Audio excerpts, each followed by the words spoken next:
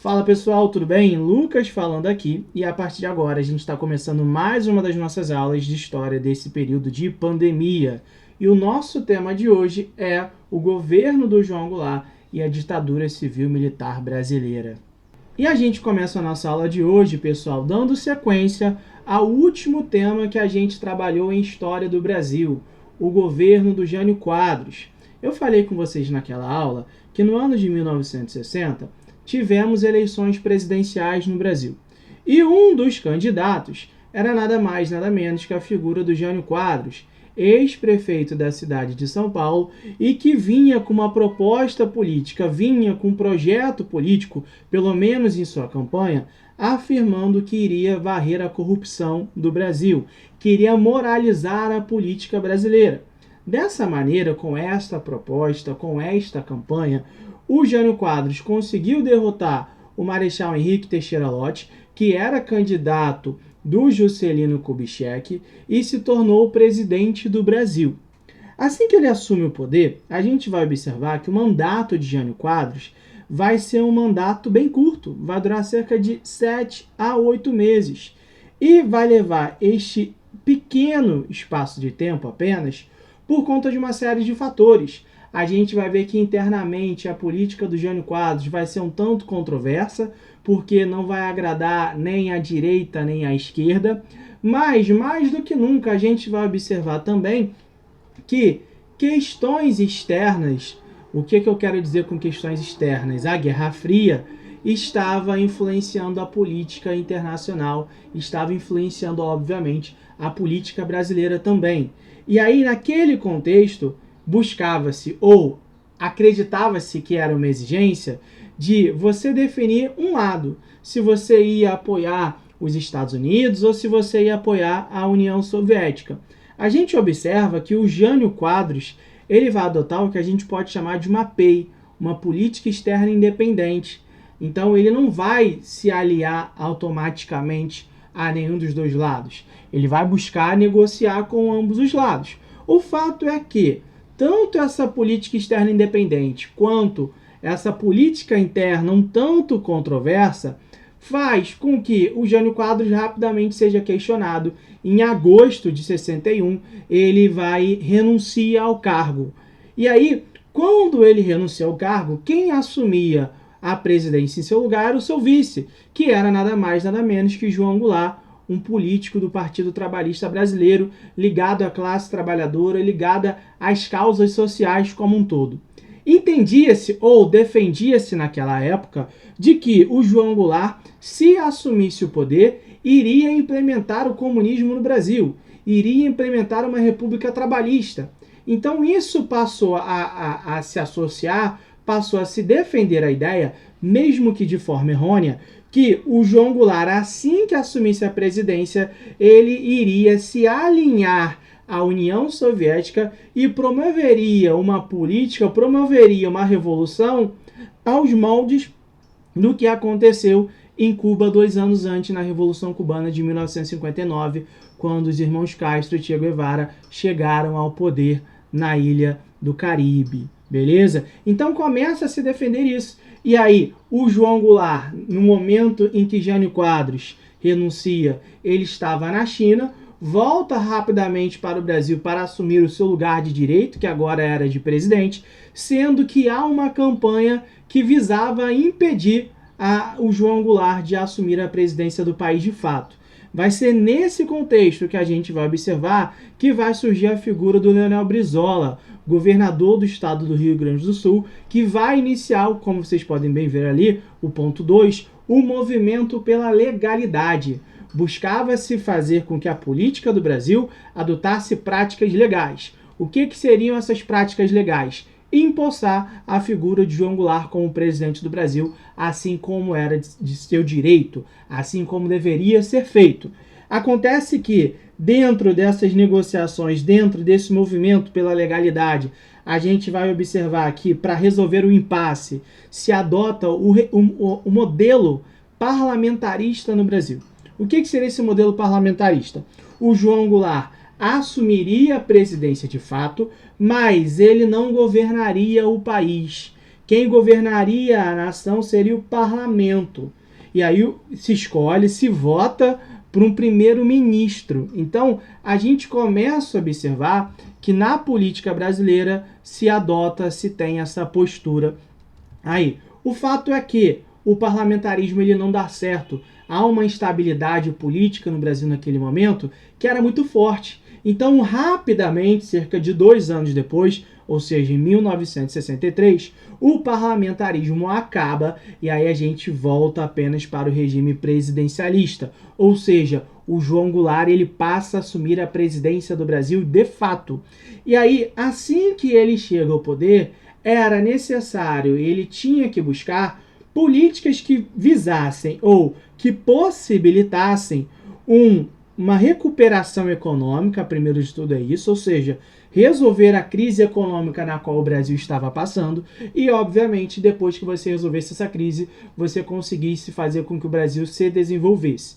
E aí é nesse contexto que a gente vai observar que a primeira medida que o João Goulart, ou popularmente conhecido como Jango, vai adotar, vai ser o plano trienal de Celso Furtado. Esse plano trienal de Celso Furtado, ele visava fazer com que o Brasil, ele passasse o governo, no caso, né, o Estado brasileiro, passasse a se ausentar um pouco de questões sociais, de programas sociais, vamos dizer assim. Então, queria fazer com que o Brasil se aproximasse mais de uma postura conservadora, fazer com que o Brasil adotasse um modelo próximo ao liberalismo. O grande ponto é que, naquele momento, a sociedade brasileira estava passando por uma forte crise econômica. Então, era necessário fazer com que o governo desse possibilidades para a população conseguir viver e alguns, inclusive, sobreviver. Então, esse plano, essa política econômica do João Goulart, organizado, obviamente, pelo Celso Furtado, vai ser alvo de muitas críticas dos setores sociais, dos setores mais populares. E aí, o que a gente vai observar? Que o João Goulart, ele vai deixar de lado esse plano trienal do Celso Furtado e vai começar a buscar medidas econômicas mais reformistas, medidas econômicas que possibilitassem que o Estado brasileiro participasse ativamente da economia. Outra medida, e aí isso começa a ser um grande ponto de discussão e um ponto que vai ser extremamente importante na radicalização política no qual o Brasil vai viver, que é o ponto da reforma agrária. A gente vai observar que o João Goulart ele vai começar a adotar uma postura no qual ele vai buscar uma reforma da sociedade e dentro dessa reforma estaria o projeto de reforma agrária. O ponto é que o João Goulart ele nunca fez a reforma agrária como se pretendia e como se imaginava. E por que não fez isso? Porque quando ele começa a adotar algumas medidas de um cunho mais reformista, como eu já coloquei para vocês, a gente vai notar que vai ocorrer uma radicalização política no Brasil. A gente vai ver que aquela discussão existente entre esquerda e direita, entre Estados Unidos e União Soviética, do período de Guerra Fria como um todo, vão começar a se fazer presentes aqui no Brasil. E aí a gente vai observar que vai ter uma radicalização. Essa radicalização, como eu coloquei para vocês, é característica, né, de um contexto internacional de Guerra Fria, de Revolução Cubana de 1959 e aí é que está o grande ponto. Por quê? A Revolução Cubana de 1959 fez com que os Estados Unidos passasse a adotar uma postura de ser completamente contrária a possíveis movimentos que gerassem uma cubanização de outros países da América. Essa ideia de cubanização dos outros países da América é uma balela, tá? Isso a gente tem que deixar claro desde já. Não havia um movimento, né, não havia uma organização voltada para fazer com que novas revoluções cubanas acontecessem em outros países da América. E, mesmo se acontecessem revoluções, não aos moldes de Cuba, tá bom, pessoal? Isso seria algo do país, da política interna do país. Não tinha por que os Estados Unidos interferir nessa questão. Mas a gente começa a observar que os Estados Unidos vai interferir de fato sim, né? Não só no Brasil, mas em vários outros países. E aí a gente começa a observar que na América como toda, a partir de 1959, vão surgir diversos golpes militares, diversas ditaduras que vão ser apoiadas pelos Estados Unidos com um objetivo ou com um discurso de que eles visavam, né, limitar ou impedir que novas revoluções cubanas, que o socialismo tomasse conta da América Latina como um todo. No caso brasileiro, a gente vai observar que os Estados Unidos ele vai ter como um projeto, como uma operação, é o que a gente chama de Operação Brother Sun, que o exército dos Estados Unidos já estava preparado, as forças armadas dos Estados Unidos já estavam preparados, caso fosse necessário dar um apoio aos militares brasileiros que em algum momento iriam tomar o poder, que iriam retirar o João Goulart e impedir que o comunismo tomasse conta do Brasil. E aí tinha essa Operação Brother Sun, mas a gente vai observar que vai ter toda uma postura interna, toda uma política interna, né, no cenário brasileiro como um todo mesmo, que vai levar ao golpe militar de 64, que vai levar ao golpe civil-militar, né, a gente pode chamar assim também. E quais são esses eventos? Eu coloquei ali o comício da Central, que vai ser no dia 13 de março, que vai ser onde o João Goulart ele vai falar para cerca de 100 mil pessoas na Central do Brasil, aqui no Rio de Janeiro, e aí ele avisa que vai implementar as reformas de base, que seriam mudanças mais estruturais na sociedade, e quase uma semana depois do João Goulart fazer o comício da Central, a gente vai notar que vai ocorrer a Marcha da Família com Deus pela Liberdade, quando setores conservadores da sociedade brasileira, mais especificamente de São Paulo, vão se organizar e vão fazer uma marcha contrária ao governo do João Goulart, afirmando que o Brasil estaria próximo de virar uma Cuba e que o Brasil iria virar socialista, então era necessário tomar uma medida. O ponto é que a gente nota que só pelo comício da Central e da Marcha da Família com Deus pela Liberdade, o Brasil já estava passando por um processo que a gente pode chamar de uma polarização política. E essa polarização política, ela vai chegar no seu momento, vamos dizer assim, crucial, quando o João Goulart, no dia 30 de março, faz um discurso no qual ele apoia alguns marinheiros que haviam, né, feito um motim no dia 25 de março. Não é que ele apoia, eu usei o termo errado, mas ele dá anistia, né? Ele entende que aqueles marinheiros não fizeram, não cometeram crimes. E aí essa vai ser a gota d'água. Por que o discurso do Jango vai ser a gota d'água? Porque no dia 31 de março, os militares eles começam a se organizar e aí eles dão o golpe que a gente chama do golpe de 1964.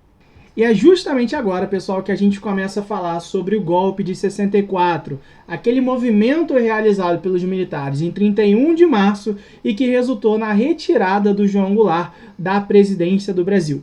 Durante muito tempo, pessoal, se afirmou e se denominou esse movimento de 64 como golpe militar, porque entendia-se, defendia-se que só havia tido uma participação dos militares no processo que levou à saída de João Goulart do poder. No entanto, nos tempos mais recentes, né, nos estudos mais recentes, a gente está observando que há uma discussão muito forte se o golpe foi somente militar ou se ele pode ser chamado, se ele deve ser considerado como um golpe civil-militar. Hoje a gente está entendendo com uma maior força de que houve uma participação da sociedade civil, seja em indivíduos ou quando a gente começa a falar imprensa, empresários e por aí vai. A gente não pode colocar apenas como culpa, a gente não pode colocar que apenas os militares foram os responsáveis pela retirada do João Goulart do poder. Não! Houve uma participação da sociedade civil que levou a este contexto de retirada do João Goulart do poder também. Então a gente começa a apontar, a gente começa a abordar que o golpe de 64 não é apenas um golpe militar, mas é um golpe civil-militar. E a gente pode reafirmar, né, confirmar essa situação como um todo, vamos dizer assim, porque logo após a retirada de João Goulart do poder, o Senado brasileiro ele vai declarar a vacância do cargo. O que seria declarar vacância do cargo? Eles votam e afirmam que João Goulart havia abandonado a presidência do Brasil. ele havia abandonado o país, deixado o país à deriva, quando na realidade o João Goulart não havia nem saído do país, ele havia sido retirado do poder. Mas o Senado votou e deu um ar de legitimidade ao golpe dado em 31 de março de 64. Então a gente coloca que o golpe de 64 não é um golpe militar, mas ele é um golpe civil-militar que retira João Goulart do poder. A partir dele, pessoal, começa o que a gente entende como a ditadura militar, que tinha como justificativa, né, ser um ato provisório para moralizar e purificar a política nacional. Então, assim que os militares chegam ao poder, eles vêm com o discurso de que seria algo rápido, seria algo provisório, transitório, até que se moralizasse e purificasse a política nacional. No fim das contas, a gente vai observar que a ditadura ela não vai ser algo provisório, não vai ser algo rápido. Ela vai durar entre os anos de 1964 até 1985, ou seja, 21 anos. Então aquela justificativa de início se perdeu aí. Além disso, como que eles defenderam, né, a ideia de que eles iriam conseguir moralizar e purificar a política nacional? Através do que a gente entende como os AIs, ou seja, os atos institucionais, que era nada mais, nada menos que alterações na Constituição. Ao todo, pessoal, a gente vai observar que foram cerca de 17 atos institucionais. E o mais importante foi o AI-5, e a gente vai falar dele quando a gente fala sobre o governo do Costa Silva e o governo do Médici como um todo, tá? Então, os meios que eles encontraram foi de fazer toda essa purificação, segundo o discurso deles, a partir dos atos institucionais. E logo assim que chegaram no poder, eles adotaram o AI-1. O que o AI-1 colocava para a gente? O AI-1, o ato institucional número 1, fazia uma alteração na Constituição brasileira, que era a Constituição de 1946, e definia que o poder executivo ele tinha o maior poder em relação ao poder legislativo, ou seja, os militares que controlavam o poder executivo, eles teriam mais poder do que os parlamentares que eram escolhidos pelo povo. Além do mais, eles cassaram mandatos de deputados, vereadores, de senadores que eram contrários à ideologia deles, possibilitava a suspensão dos direitos políticos por 10 anos. Então a gente começa a observar que o AI-1 ele começa a dar plenos poderes aos militares que controlavam o executivo, né? E aí, dando plenos poderes aos militares, a gente nota que eles já iniciaram fazendo o que a gente pode chamar de uma limpeza política. Como assim uma limpeza política? Com aspas. A gente vai observar que já no ano de 64, logo após eles subirem ao poder, vão começar a surgir diversas denúncias de tortura, a sede da UNE ela vai ser invadida, as universidades também vão ser ocupadas porque elas vão começar a ser consideradas como antro de subversão, 49 políticos vão ter os seus mandatos cassados, cerca de 1.400 servidores e 1.200 militares também vão perder as suas funções porque eles vão ser considerados subversivos. Diversos governadores estaduais vão ser retirados dos seus cargos. Por exemplo, Jânio Quadros, João Goulart, Brizola, Miguel Arraes, JK vão ter os seus mandatos, seus direitos políticos cassados. Então a gente começa a observar que assim que chegam ao poder, eles começam a acabar com qualquer tipo de oposição. Eles começam a construir todo um cenário de repressão que vai vigorar até o ano de 1985. No entanto, nesse primeiro momento, nesse início de ditadura militar, a gente vai observar que quem vai chegar ao poder, quem vai assumir o poder, é a figura do Castelo Branco. Castelo Branco, que era um militar considerado da ala mais moderada, da ala intelectualizada da Escola Superior de Guerra, e que vinha com um discurso, que surge com um discurso de que ele ia fazer uma democracia restringida. Ou seja, o Brasil não deixaria de ser uma democracia, mas não teria as mesmas liberdades, né, se é que a gente pode entender isso como uma democracia, igual acontecia antes. Democracia presume-se que há uma liberdade por completo, não uma liberdade restringida aos moldes que se defendia. E ele fala que vai fazer isso, ele chega falando que vai fazer isso, porque ele vai, de fato, limpar e purificar a política nacional. Para isso, pessoal, ele vai criar o SNI, que é o Serviço Nacional de Informações. Segundo o governo de Castelo Branco, a função do SNI era de coletar e analisar as informações pertinentes à segurança nacional, a contra-informação e a informação sobre questões de subversão interna. Ou seja, era um aparelho de informações, ou seja, de investigação, vamos colocar até de espionagem, para detectar possíveis focos de subversão dentro do Brasil. Então a ideia que a gente começa a observar é que os militares que estavam no poder naquele contexto ali começam a defender a ideia de que existia um inimigo interno e era necessário você combater esse inimigo interno. Então a gente vai observar que o SNI ele já é criado no governo do Castelo Branco e que mais à frente, principalmente no governo do Costa e Silva e no governo do Médici, ele vai ser o principal organizador de toda a estrutura repressiva, que vai pautar na tortura, né, que vai pautar em métodos de investigação pouco democráticos, pouco característicos de um cenário de uma liberdade para a população como um todo. Então, o governo do Castelo Branco ele inicia fazendo essas questões. Além da criação do SNI, o Castelo Branco ele vai organizar o PAEG. O que é o PAEG, pessoal? É o Plano de Ação Econômica do Governo. Quando o Castelo Branco chega ao poder, ele vai enfrentar, ele vai observar que a situação econômica brasileira de fato era caótica. Se a gente parar para pegar o nível da inflação, a inflação estava cerca de 91,8%, 91,9%, se eu não me engano. Então, o Brasil estava numa situação econômica caótica, a dívida externa era gigantesca, não havia reserva cambial.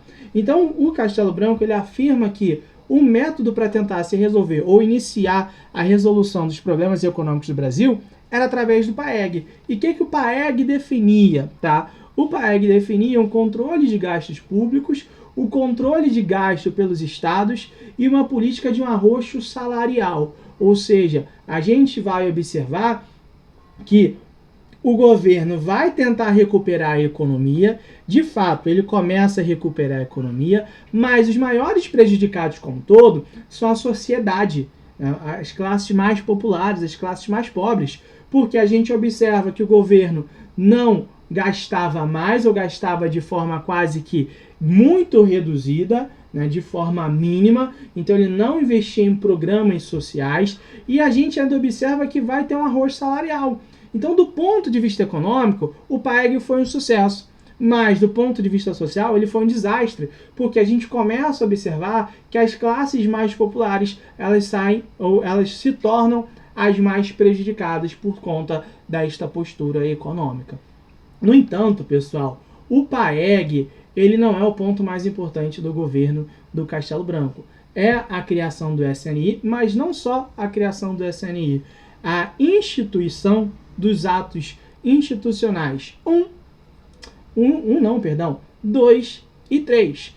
Em 1965 é que o Castelo Branco ele vai fazer isso. E por que 1965, Lucas?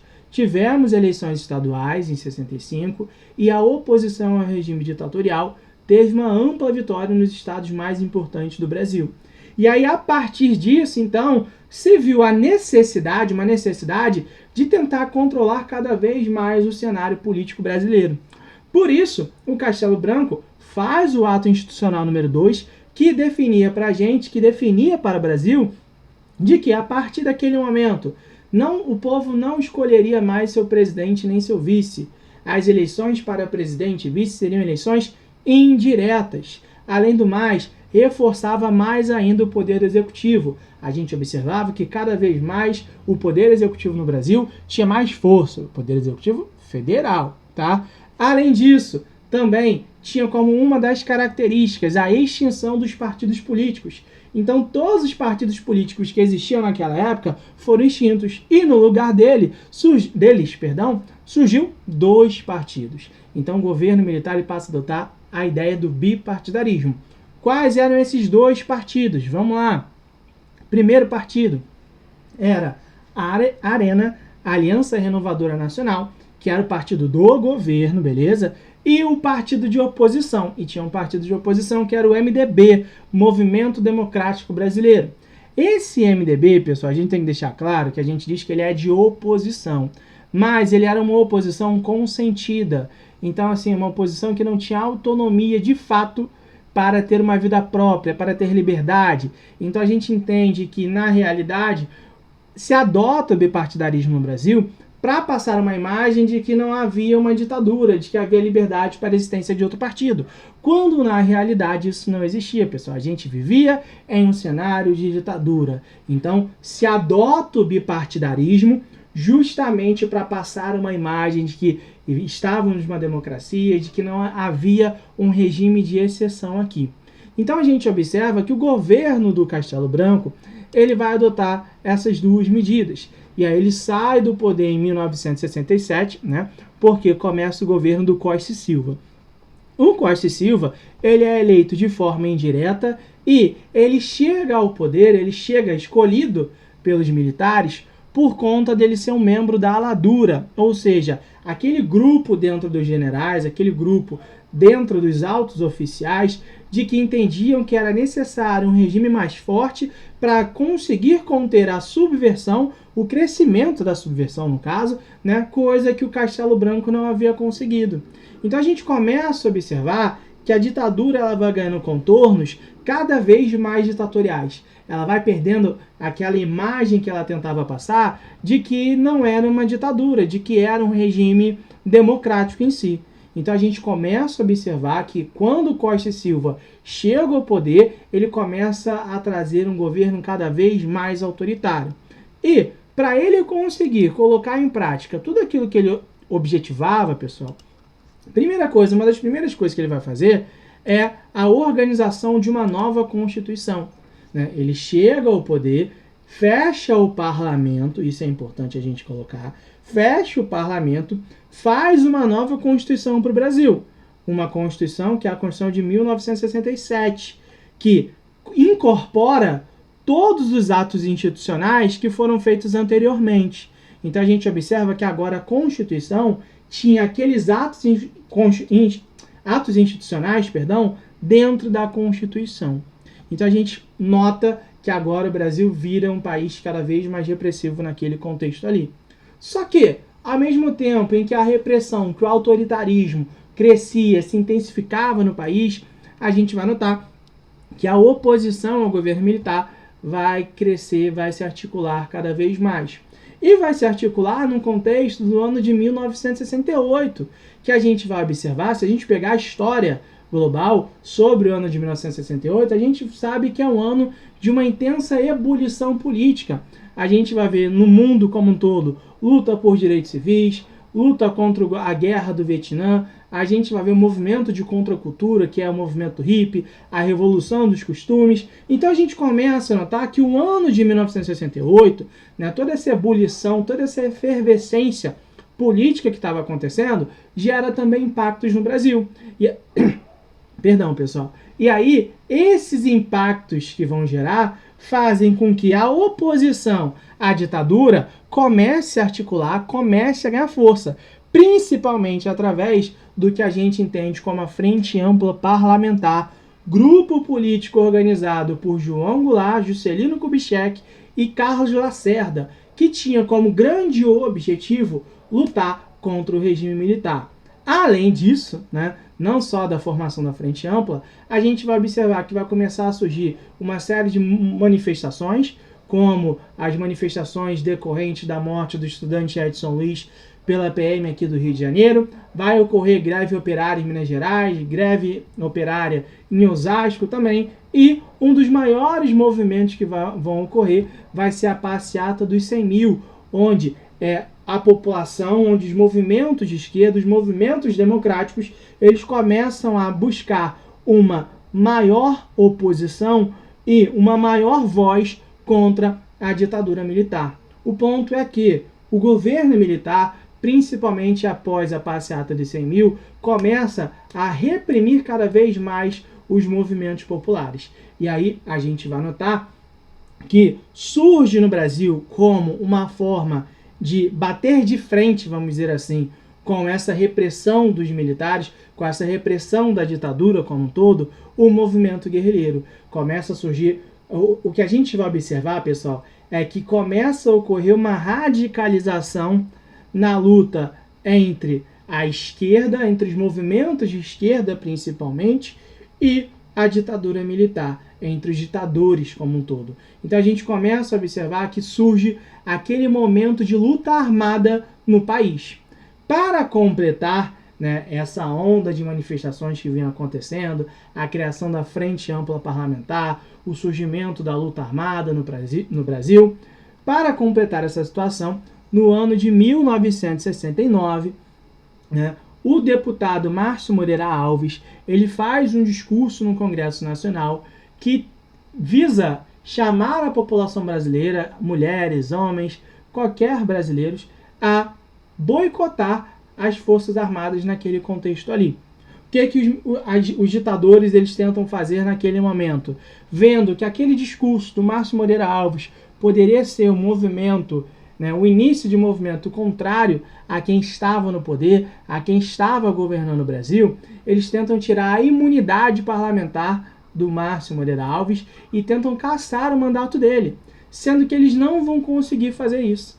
E aí, para tentar resolver os problemas, evitar que novos Moreiras Alves surgissem, os militares que estavam no poder, eles adotam o AI-5, eles baixam o AI-5, ou seja, colocam em prática o ato institucional número 5, o ato mais importante, mais famoso e mais duro de toda a ditadura militar.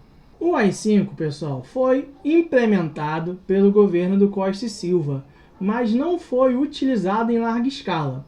Ele só vai ser utilizado em larga escala no governo do Médici, que vai durar entre os anos de 1969 e 1974.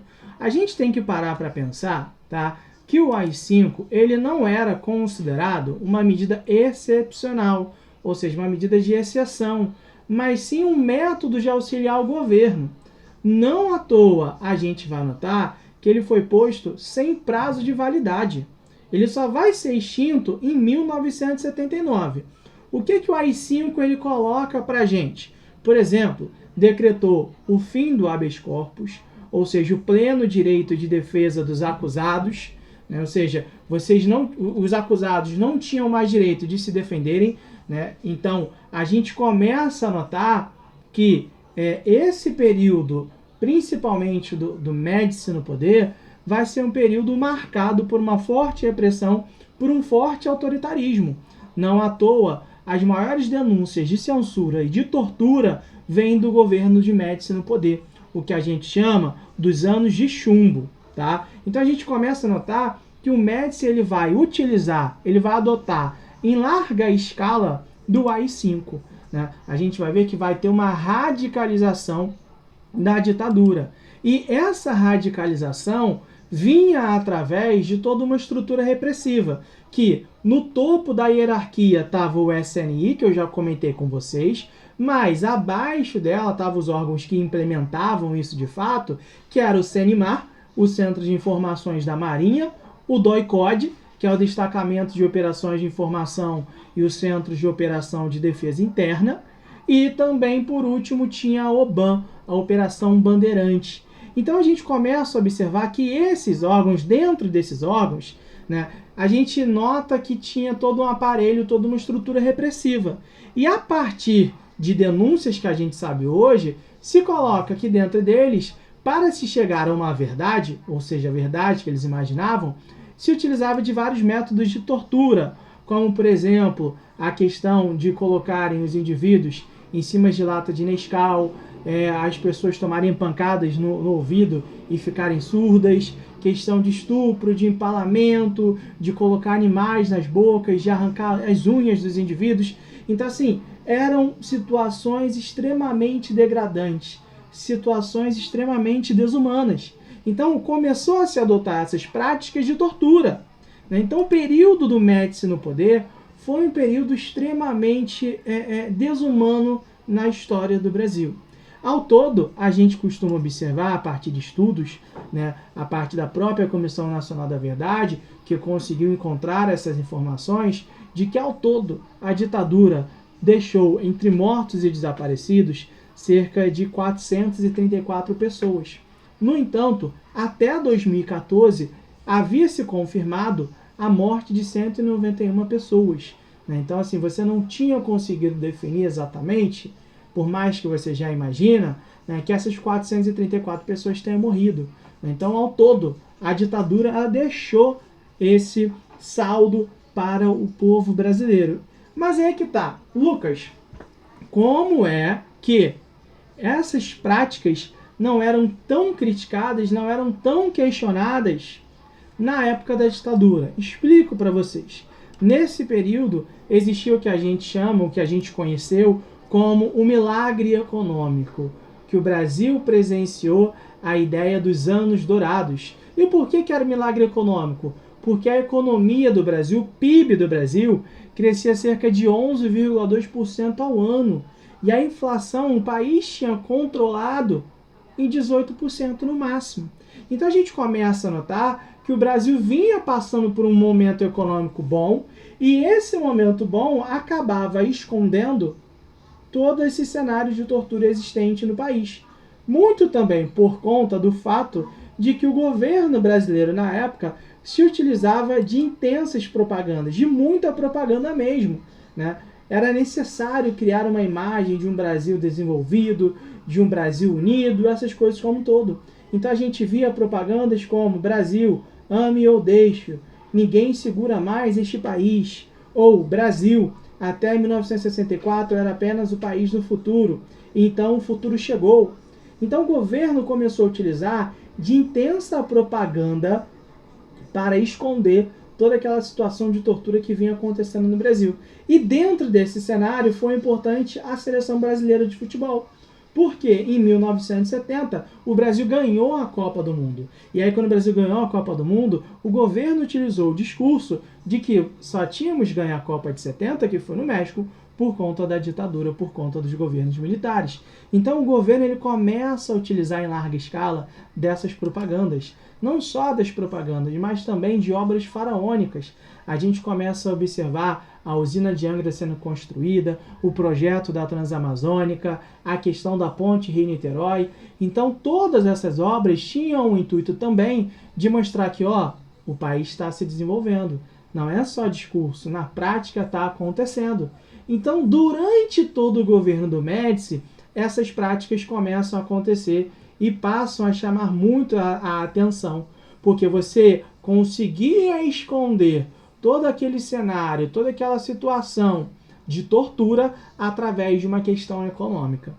O grande ponto é que talvez eles não esperassem, talvez eles não esperavam mesmo, que em 73 e 79 iam ocorrer duas crises do petróleo.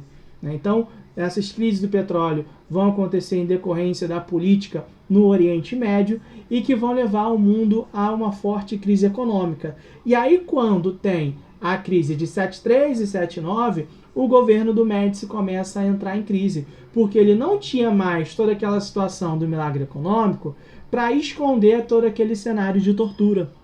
E aí, a ditadura militar ela começou a ser cada vez mais questionada, ela começou a ser cada vez mais criticada, não só no cenário interno, como também no cenário externo. E aí não tinha mais a possibilidade, não tinha mais como manter toda aquela estrutura. E aí era necessário tomar outros caminhos. Quais foram os caminhos que passaram a ser adotados? Foi o da abertura política. A gente vai começar a observar que o Médici sai do poder e aí começa uma fase na ditadura militar de uma abertura lenta, gradual e segura. Essa abertura lenta, gradual e segura vai se iniciar no governo do Ernesto Geisel. O que significa uma abertura lenta, gradual e segura? Ou seja, eles iam saindo do poder aos poucos, de forma gradual, para garantir que tudo aquilo que eles tinham feito não se perdesse rapidamente. Então eles queriam sair do poder, mas deixar uma estrutura estabelecida por eles mesmos. Então a gente começa a observar que esse cenário surge na política brasileira. Não à toa, essa abertura é tão lenta, tão gradual, que eles vão adotar no ano de 1976 a Lei Falcão. O que era a Lei Falcão? A lei que limitava as propagandas políticas. Os candidatos, eles não poderiam falar nada nas propagandas. Só vinha o nome e o número do candidato para as pessoas votarem. Era uma espécie de mordaça dentro das campanhas políticas. Então eles estavam tentando controlar toda essa situação de abertura. No governo Geisel, a gente também vai observar que vai ocorrer a revogação do AI-5, o ato mais pesado de todos, só que a reabertura de fato vem no governo do Figueiredo. Reparem aí, pessoal, que eu botei sem querer o nome do Geisel de novo. E não é o nome do Geisel, é o nome do Figueiredo, tá? João Figueiredo é o último presidente da ditadura militar. Dentro do governo do Figueiredo, alguns militares da ala dura não vão mais aceitar todo esse processo de reabertura. Então eles vão realizar o atentado à bomba ao Rio Centro. E isso vai gerar uma série de problemas para o Brasil. No entanto, além desse atentado à bomba ao Rio Centro, vai existir a lei da anistia de 1979, onde o governo militar, onde os ditadores militares, eles vão dar uma espécie de perdão a todos aqueles que eram seus opositores políticos. Essa questão da lei da anistia é uma lei que até hoje causa muita discussão dentro do cenário histórico, das discussões históricas em si, que a gente não vai fazer agora porque a gente não tem tempo, mas é um debate extremamente interessante. Para completar, o governo do Figueiredo determinou o fim do bipartidarismo, ou seja, no Brasil voltava a existir outros partidos e não mais a Arena e o MDB. O MDB acabou e se tornou o PMDB, e a Arena também terminou, e aí eu não lembro agora qual foi o nome que ela se tornou efetivamente após a ditadura. Se não me engano foi o PSD, eu não tenho certeza agora, tá? Mas eu confirmo com vocês em aula ao vivo. E aí o que a gente começa a notar? Toda aquela estrutura da ditadura vinha acabando e era necessário começar um processo de redemocratização. Vai vir o movimento da direta já e a redemocratização de fato. Mas isso, pessoal, a gente vai falar apenas na nossa aula ao vivo na semana que vem. Então, o nosso ponto de partida para a próxima aula é a questão do movimento da direta já e a redemocratização. Pessoal, por hoje ficamos aqui, falamos bastante e a gente se vê na semana que vem. Até mais. Tchau, tchau. Um abraço para todo mundo.